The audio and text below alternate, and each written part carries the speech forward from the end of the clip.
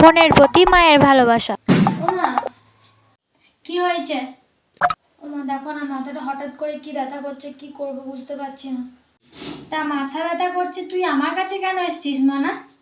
মানে কারণ তুই তো সারাদিন ফোনের সামনে করে বসে থাকিস, তোর মাথা ব্যথা কেন করছে তোর ফোনই বলতে পারবে। ওমা 100 টাকা দাও না গো, খুব দরকার। কেন রে মনা, তোর ফোন তো কি এ মাসে মাইনেটা দেয়নি? মানেটা তো খুব সহজ মনা, তুই তো সারাদিন ফোনটা নিয়ে বসে থাকিস, ওটাই তো তোর কাজ। তাহলে কাজ যখন করছিস, তোকে তোর ফোন মাসে মাইনে দিচ্ছে না? ফোন নিয়েই যখন সারাদিন বসে থাকিস, তাহলে ফোনকেই বল 100 টাকা করে দিতে। যত সব। মার কাছে 100 টাকা চাইতে আসাই আমার ভুল হয়েছে। ধুর ব্যাং, ভাল লাগে না। ও মা খুব খিদে পেয়েছে, তাড়াতাড়ি খেতে দাও না। তোর ফোন আছে তো, তুই ফোনকে খেতে চা, আমার কাছে কেন খেতে এসেছিস?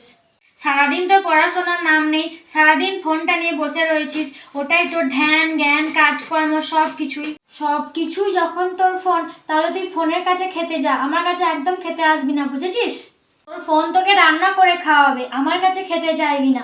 সারাদিন ফোন ঘাঁটবি আর যখনই দরকার পড়বে তখনই মা, তাই না? নাটক। ধুর ব্যাং, ভাল লাগে না। একটু ফোন ঘাঁটি বলে মা আমাকে এত কথা শুনিয়ে দিল।